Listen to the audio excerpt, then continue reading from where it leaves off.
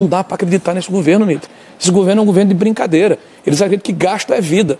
Eles acham que gastar de forma desenfreada vai gerar desenvolvimento. Me desculpe, é uma visão vesga, estereotipada, bizarra da economia e da sociedade. Foi prometido picanha e cerveja e, na verdade, foi subtraído até o ovo da mesa do trabalhador brasileiro. Só falta 1 ano e meio, gente. Daqui 1 ano e meio, esse desgoverno do PT vai cessar, se Deus quiser, e a gente vai mudar a situação do país. Então, porque a prática desse governo é mentir. Porque em 2027, o governo está assumindo, desde já, que ele vai gerar uma herança maldita. Ele vai gerar uma herança maldita. Ele já anunciou, olhando os dados de 2025 e 2026, o seguinte: ganhemos nós, petistas, ganhem vocês, não petistas, 2027 terá uma herança maldita, está contratada. Né? O grupo Bandeirantes convidou o senador Rogério Marinho para dar uma entrevista para falar do desgoverno Lula e falar da irresponsabilidade ao qual esse desgoverno está conduzindo o Brasil. Quero deixar essa entrevista aqui para vocês, onde o senador vai falar da irresponsabilidade do Fernando Haddad e vai falar da incompetência do presidente Lula, que não sabe fazer a conta de 2 mais 2, que o resultado é 4. Quero deixar essa entrevista aqui para vocês e vejam só a brilhante resposta que o senador Rogério Marinho vai dar na frente de todos esses esquerdistas, que alguns vão querer tentar atrapalhar ele e transferir algumas culpas para Bolsonaro. Vamos ver essa entrevista, mas antes, deixa aquele like, curte, comenta, compartilha, inscreva-se no canal e bora assistir esse vídeo agora. Não dá para acreditar nesse governo, Mitre. Esse governo é um governo de brincadeira. Eles acreditam que gasto é vida. Eles acham que gastar de forma desenfreada vai gerar desenvolvimento. Me desculpe, é uma visão vesga, estereotipada, bizarra da economia e da sociedade. Então, eu estou no outro polo. Eu acredito ao contrário, que a gente tem que ter responsabilidade fiscal, que a gente tem que organizar o Estado de forma profissional, tem que colocar profissionais competentes e experientes para gerir fundos de pensão estatais, bancos governamentais, que tem que fazer um programa agressivo de privatização nesse país, da venda dos ativos que não servem à União. Que possibilidades o senhor vê de um entendimento entre esses governadores para que a direita se una e depois, com o compromisso que o Tarcísio já de vez em quando fala, não se colocando como governador, como candidato, mas ele fala, e trabalha aí uma anistia, etc. Como é que o senhor vê isso? Bom, eu vou começar pelo final. É claro que é uma anistia que hoje está tendo o seu debate praticamente obstaculado por pressões vindas do judiciário brasileiro, o que é evidente uma distopia no nosso sistema de pesos e contrapesos institucionais. Em relação à questão do Tarcísio, da direita, com vários nomes, eu acho que, na verdade, isso é uma dádiva. A direita mostra que é possível ter alternativas, né? Existem vários nomes aí, né, que teriam condições de serem candidatos e se elegerem e fazerem bons mandatos, né, no Executivo. Há uma grande liderança que é inegável e reconhecida por todos, do presidente Bolsonaro, mas há muitos nomes.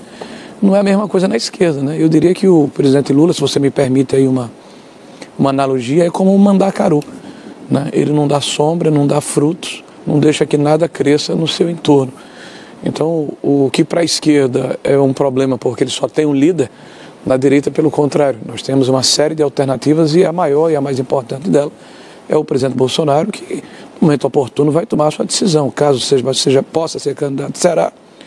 Caso não possa ser candidato, deverá orientar os seus seguidores, aqueles que o ouvem, que o escutam, né, de qual é o candidato mais adequado para vencermos a eleição. Então, Bolsonaro tem uma liderança e uma força política inegável. Ele precisa ter muito cuidado nessa escolha. Tá? É evidente que outros partidos políticos podem apresentar a candidatura. A gente tem um processo de primeiro e segundo turno. Ninguém impede que outros partidos apresentem candidaturas. Mas há um respeito a ele que é publicamente demonstrado. Então, no tempo adequado, que pode ser que não seja o tempo da imprensa, daqueles que estão mais ansiosos, essa decisão vai ser tomada. Eu não tenho dúvida que a direita vai vencer as eleições de 2026 ou o centro-direita. É importante colocar que pesquisa é retrato do momento. Mas há uma tendência clara, não só nessa pesquisa, mas em diversas pesquisas, que mostra a deterioração da imagem do atual presidente da República, e de uma forma muito clara, porque é uma frustração de expectativas do que foi dito durante a campanha eleitoral.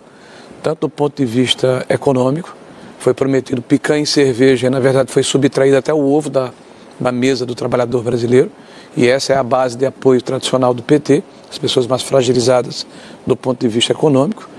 mas também, eu diria, uma deterioração moral desse governo. O presidente da República tem viajado e participado de converscotes, se hospedado em hotéis de luxo, né? Tem, enfim, se preocupado em talvez ter um prêmio Nobel, ao invés de se preocupar com os problemas reais que a sociedade brasileira enfrenta. 94, primeiro trimestre, Lula estava à frente do Fernando Henrique. 2005, Lula estava acabado. 2002, Rosana Sarney entra o ano na frente de todo mundo. Bolsonaro, nessa época do ano, ou seja, terceiro ano, mais ou menos meados do terceiro ano, tinha exatamente a aprovação do Lula. E, no entanto, ele foi um candidato altamente competitivo e perdeu por nada a eleição. Poderia ter ganho a eleição. Tem muita especulação no jornalismo político, que é natural. Se você vê alguma coisa acontecendo, especula o que poderá acontecer no futuro. Ora, nós temos alguém que despertou a direita brasileira, porque a partir de 1985, você acabou com o bipartidarismo no Brasil e houve uma pulverização de legendas e muitas delas viraram franquias de uma única pessoa, que não tinha nada a ver com a ideologia ou com uma posição programática desse ou daquele grupo político no Brasil. E a direita, ela sempre foi difusa, porque sempre foi associada à ditadura militar. Então, quem deu voz à direita foi Bolsonaro. Quem vocalizou, quem permitiu que as pessoas pudessem defender, por exemplo, um Estado que servisse à sociedade e não se servisse dele como o PT propaga e trabalha, que é um Estado leviatã, hipertrofiado, cheio de apaniguados políticos. Veja, por exemplo, nessa questão do IOF. No mesmo dia em que o Haddad faz essa ação atabalhoada de aumentar o IOF, se divulga um aumento de 78 bilhões para os funcionários públicos, escalonado em 3 anos. Então há um contrassenso lógico na forma como se coloca essa narrativa de dizer que o gasto é vida. Em relação à questão da posição em pesquisas, é evidente, foi o que eu coloquei desde isso, é um retrato do momento. Eu não subestimo a capacidade da narrativa, e você mais claro, da mentira, que o PT consegue propagar. Veja, por exemplo, essa questão da Previdência. O primeiro governo em 30 anos que estabelece medidas de combater eu diria, as fraudes reiteradas que a Previdência sempre teve, isso é histórico, vocês acompanham isso na política, foi o governo do presidente Bolsonaro. Mas o que é dito pelo Sidônio e repetido pelos líderes do PT? Olha, a corrupção no INSS começa no governo Bolsonaro, que instrumentalizou o INSS para ajudar os sindicatos, inclusive um deles que tem o irmão do Lula. Então, é uma narrativa tão esquisita, tão desfocada, que a população repudia, mas eles não têm nenhuma dificuldade de repetir essa narrativa. Mas houve liberações durante o governo Bolsonaro que realmente duplicaram, cresceram muito no governo Lula, mas houve liberações no âmbito dessa investigação, senador. O que o Rodolfo está falando, caro telespectador, é a mesma coisa que você construir um carro e alguém que vai pilotar o carro destruir o carro mais adiante ou sofrer um acidente. Há uma lei de 1991 que permite que sejam feitos ACTs, ou seja, acordo de cooperação técnica entre as associações e a Previdência. Se a empresa que se habilita ou o sindicato tem as condições técnicas, ela é associada. A gente está falando de 10 associações em 41. Tem 41 associações. Você já notou que só se fala no careca do INSS, que tem 3 associações, que ninguém fala do Sindinip, lá do irmão do Lula? Sindinap. Que ninguém fala da Contag, que há 30 anos rouba, vou falar com todos. Há 30 anos a Contag rouba o trabalhador brasileiro, porque quando faz a aposentadoria, e acontecer isso até 2019, quem acabou com isso foi o governo Bolsonaro, o cidadão ia lá no sindicato rural e dizia, eu quero me aposentar, mulher com 55 anos, homem com 60 anos. Preenche aqui esse cadastro. O cara é analfabeto formal, ele preenchia falando, assina aqui, aí bota o dedão. O que é que ele assinou? Ele assinou uma autorização para a contribuição associativa que foi imputada a ele sem que ele soubesse. Ninguém tem aqui bandido de estimação. Se alguém roubou ou deu causa ao roubo desse crime que é hediondo, de você roubar aposentado, é você tirar merenda das crianças, porque são pessoas que são frágeis do ponto de vista da informação. Porque o governo Bolsonaro não impediu que houvesse a validação. A validação nunca existiu, quem propôs fomos nós. Pegue todos os discursos que foram feitos na Câmara dos Deputados e no Senado da República. Quem foi que se pronunciou contra? Quem articulou contra? Foram parlamentares ligados ao PT, ao PDT e à Contag. A CPMI vai, evidentemente, aprofundar tudo isso. É o que nós queremos, que todos sejam investigados. Vai tentar não antecipar. Apenas 2 entidades, mas as 41. Inclusive várias delas ligadas aos sindicatos, a CUT, a UGT, a Força Sindical, todas elas estão dentro dessa estrutura. Mas qual é a leitura que vocês, na oposição, hoje têm no Congresso sobre a situação fiscal, né? E como é que lida com isso num eventual governo da oposição a partir de 2027? Bom, primeiro eu quero começar falando de esperança. Tá? Só falta 1 ano e meio, gente. Daqui 1 ano e meio, esse desgoverno do PT vai cessar, se Deus quiser, e a gente vai mudar a situação do país. Então, primeiro eu tenho que falar de esperança, que é importante. Não dá para acreditar, Fernando, num governo que não consegue fazer conta de aritmética. 2 mais 2, 4. Ou é inconsequente, irresponsável e leviano o suficiente para mentir ao povo brasileiro na hora que apresenta a peça orçamentária, que é a peça mais importante que um país pode ter. E vou explicar por quê. O governo começa a transição em 2022 acrescendo ao orçamento 200 bilhões de reais sem contrapartida de receita. E essa prática ficou recorrente nos anos subsequentes, ou seja, aumenta as despesas sem contrapartida de receita e passa o ano correndo atrás de receitas não recorrentes. Você está falando da PEC de transição. Da PEC de transição de 2022. O apoio maciço do Congresso. Que foi a peça originária, o ovo da serpente desse processo. Com apoio do Congresso. Apoio de parte do Congresso, né? Eu, por exemplo, não estava lá. E no dia que cheguei, repudiei, reclamei e trabalhei contra. Então, quando você me pergunta qual é a expectativa da oposição, é tentar manter o legado que foi construído laboriosamente nos últimos 6 anos, nos prepararmos para ganharmos o governo, revisitarmos a reforma tributária, porque ela é inexequível. Se você imaginar que o governo omisso, que não participou da discussão da reforma tributária, nem na Câmara nem no Senado, nos proporcionou quase 600 bilhões de reais de subsídios e, em contrapartida, um IVA que nos torna campeões do mundo, com 29%. Não há país do mundo que tenha o imposto sobre valor agregado tão alto, que vai gerar evasão, vai gerar sonegação, vai gerar descaminho, vai gerar contrabando, vai gerar, enfim, uma distorção no sistema tributivo brasileiro. Nos apresenta 800 e tantos bilhões de reais de fundo de compensação. Na minha cabeça só passa a Lei Candir. A Lei Candir que foi criada na época para compensar as exportações brasileiras. Que ao longo de décadas foi apresentado o seguinte: o governo não pagava, gerava um passivo tributário e judiciário e a cada 5 anos sentava para tentar resolver. Como é que o governo que está falando do ponto de vista fiscal vai pagar 900 bilhões dentro do orçamento? O que foi que aconteceu nesses 58 bilhões? 300 milhões ou 400 milhões arrecadados. Em 24 para 25, o orçamento que nós só votamos em março, ele apresentou 28 bilhões dessa receita. 28 bilhões do CAF. Ao mesmo tempo, subestimou a Previdência em 10 bilhões, o BPC em 10 bilhões, não colocou lá os recursos da reforma tributária de 8 bilhões dos fundos constitucionais, né? E disse que tinha um superávit de 15 bilhões, quando na verdade tinha um déficit de quase 70. Então mentiu ao povo brasileiro novamente, porque a prática desse governo é mentir e correr atrás durante o ano de receitas não recorrentes.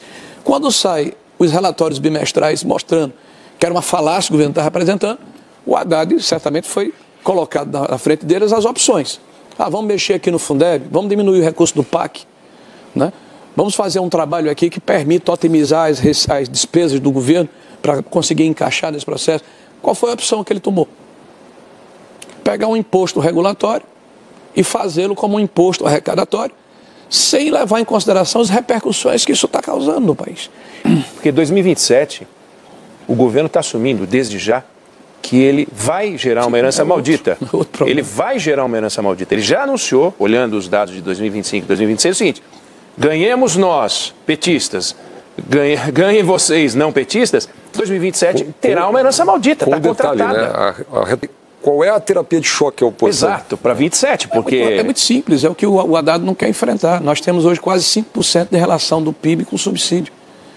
Se você conseguir implementar uma legislação com o capital político que você tem no início da administração, tentando adequar a 2,5% do PIB, você vai liberar ao longo de 4 anos mais de 300 bilhões de reais do orçamento.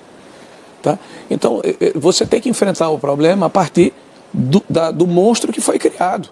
Você organiza o país a partir do primeiro dia de governo. Reforma da Previdência está nesse... Sim, tem que ser revisitada a reforma da Previdência. A reforma trabalhista, que eu fui o relator, nós fizemos uma coisa muito simples. Nós acabamos com a aventura jurídica quando criamos a sucumbência recíproca.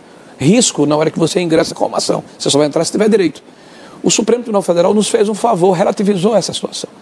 Porque nós não agredimos a Constituição, nós mantivemos a justiça gratuita para quem tem direito, estabelecendo um teto de 40% do valor máximo pago pela Previdência, que daria em torno de R$3 mil.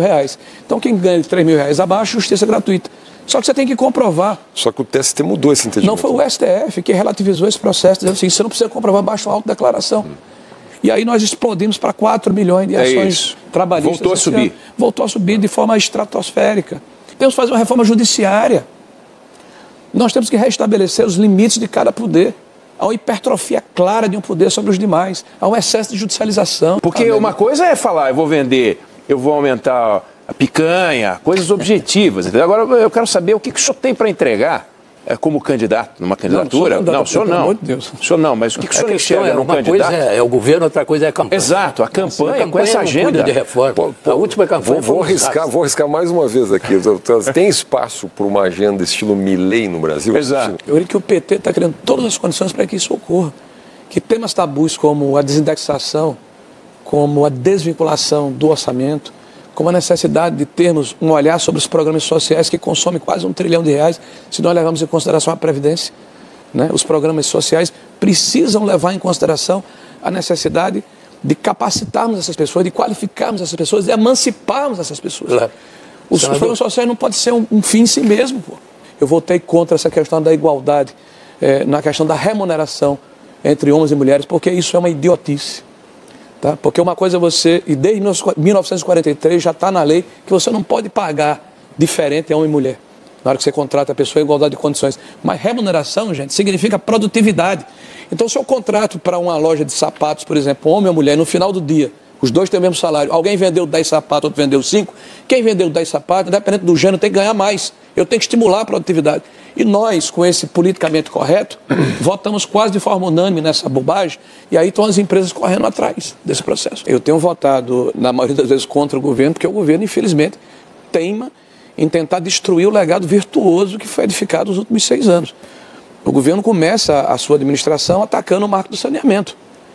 Né? Começa a sua administração tentando fragilizar a reforma trabalhista. Começa a administração destruindo quase 30%, 40% da reforma previdenciária. O governo tem se notabilizado por uma visão corporativa, de hipertrofia do Estado, ou seja, de aumento exagerado do Estado, de ocupação do Estado por apaniguados políticos. Veja o que aconteceu com a questão da lei das estatais.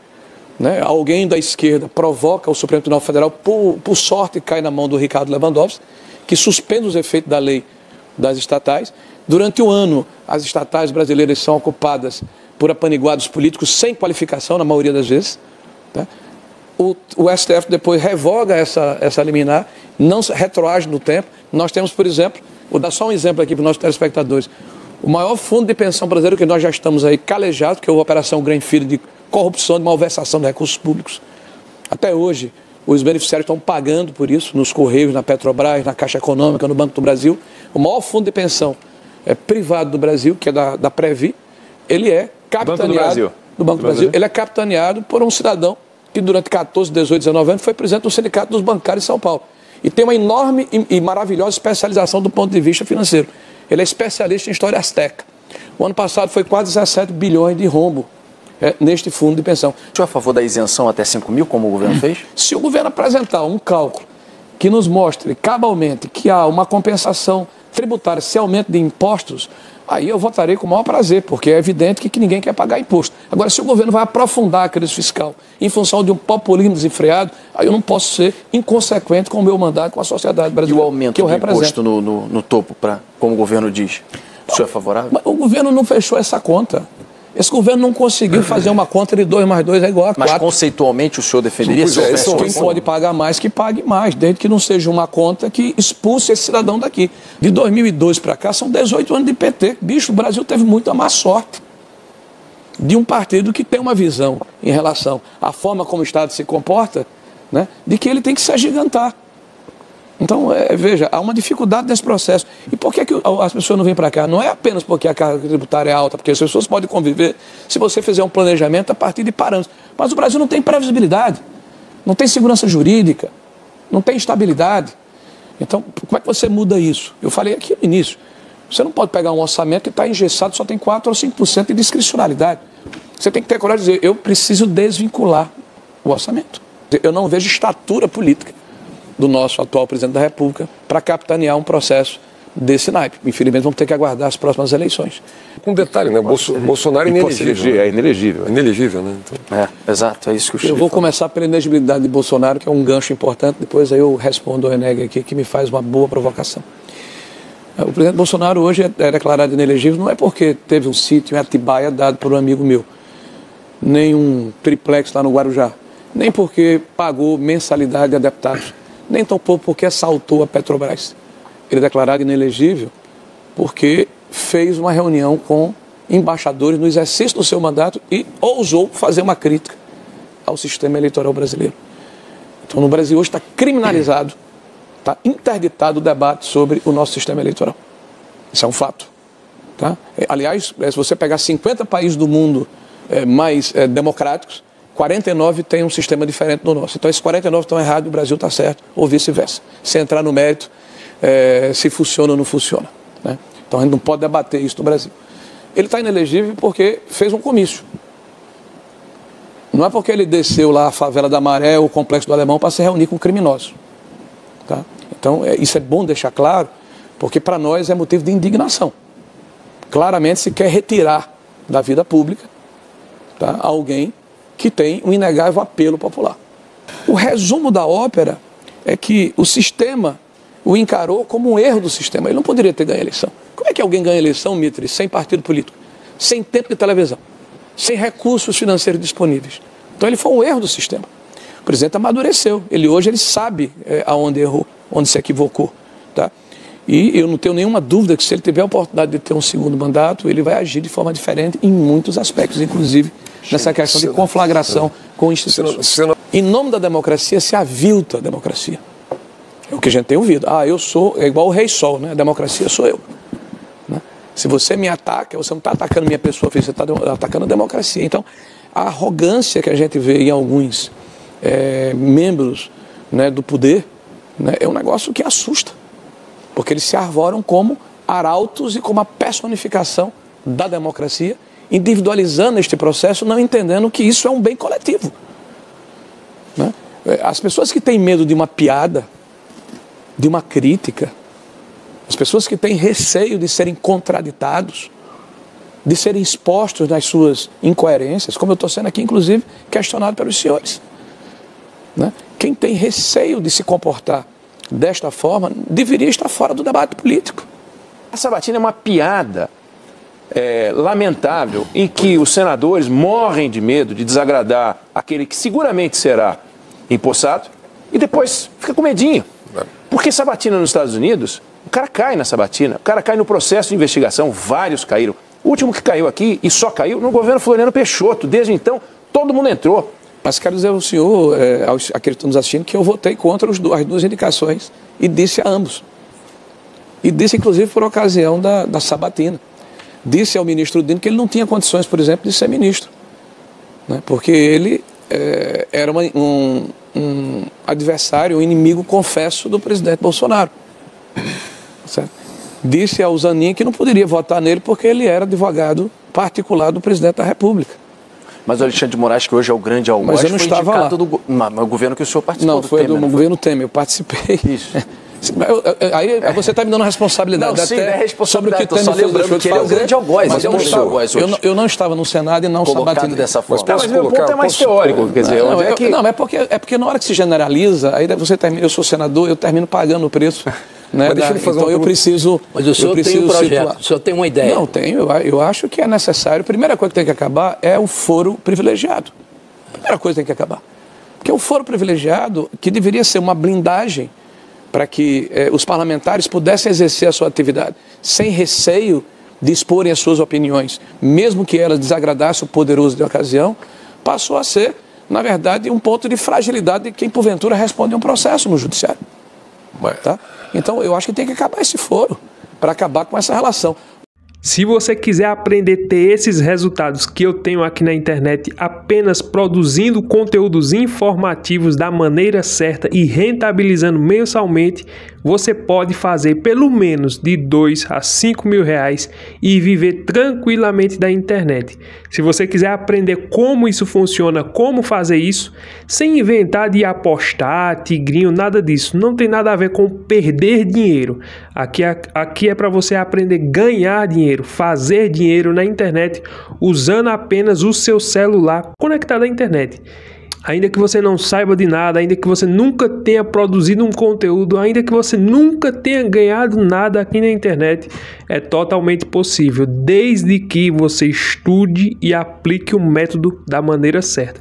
Se você tiver interesse e quiser saber como isso funciona, clica no link no primeiro comentário fixado ou aqui na descrição. Lá tem uma aula totalmente gratuita te ensinando o passo a passo de como fazer pelo menos de 2 a 5 mil reais por mês. Se você tiver interesse, clica no link no primeiro comentário fixado ou aqui na descrição. Pessoal, entrevista sensacional com o senador, um dos melhores senadores da República, na minha opinião hoje, senador Rogério Marinho. Um homem muito inteligente, um homem honesto, responsável. E vejam só, ele falou de forma clara o que o desgoverno Lula está fazendo com o Brasil. Está afundando o Brasil. Até o Eduardo Ioneg, que é um jornalista, disse que o governo do PT vai entregar para o próximo presidente uma herança maldita. Veja só, até os jornalistas, todo mundo está vendo isso. Que o desgoverno, ele não tem responsabilidade fiscal, ele não tem responsabilidade com as contas públicas.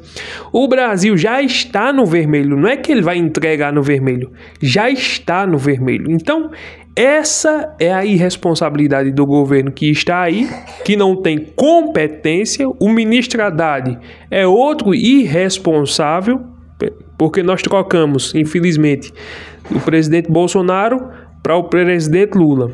Trocamos o ministro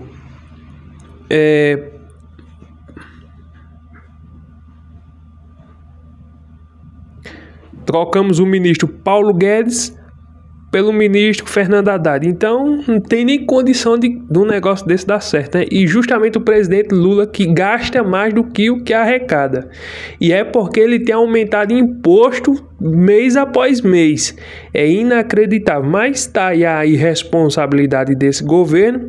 Não sabemos como ele vai entregar ao Brasil. A resposta que nós temos aí, não vai entregar no verde. Isso aí não, ele pegou no verde, pegou com as estatais dando lucro, a Petrobras, os Correios, e agora, se nós for olhar, tudo dando prejuízo. O rombo está aí. Então, é inacreditável esse desgoverno, e eu quis trazer essa entrevista com o Rogério Marinho, porque ele, de forma, não porque ele é contra, porque ele é oposição, mas de uma forma clara e verdadeira. Esse governo é irresponsável, não tem responsabilidade, e infelizmente essa é a realidade do nosso Brasil hoje. Tomara que nós mude essa realidade em 2026, tirando esse desgoverno e elegendo o Bolsonaro, se ele tiver condição de disputar daqui para lá, ou então o Bolsonaro vai indicar um nome. Aí esses jornalistas já disseram mas quem ele vai indicar na centro-direita? Porque nós já tem alguns nomes aí que já são pré-candidatos. Ronaldo Caiado, Romeu Zema, Ratinho Júnior. O Tarcísio, ele disse que quer concorrer às eleições de São Paulo, e ele não está errado não, está certo, porque ele tem muita chance de ganhar. 60% das pesquisas diz que ele tem de aprovação, então é bem dizer que está acabando na taça para um segundo mandato no estado de São Paulo. Mas se ele tiver um apoio do Bolsonaro, caso o Bolsonaro não dispute e coloque ele, porque para mim é o melhor nome para disputar com o Lula, para ganhar do Lula, se o Bolsonaro colocar ele, com certeza ele ganha. Com certeza nós não temos a dúvida de votar em uma pessoa que seja indicada pelo Bolsonaro, e uma pessoa do porte de Tarcísio de Freitas tem todas as chances, que é um cara que é inteligente, ficha limpa, bom gestor. E ele, outra coisa, está entregando São Paulo. As entregas que ele está fazendo em São Paulo são entregas extraordinárias. Então nós temos a certeza que se Bolsonaro vir, porque infelizmente com esse julgamento arbitrário que ele está enfrentando, eu acho muito difícil. Se ele vir, vai ser Bolsonaro. Se ele não vir, com certeza Tarcísio de Freitas dá conta do recado para tirar esse desgoverno que aí está. Então era esse vídeo que eu queria trazer para vocês. Se você gostou, não esquece de deixar o like, curtir, comentar, compartilhar, se inscrever no canal e até o próximo vídeo, se Deus permitir.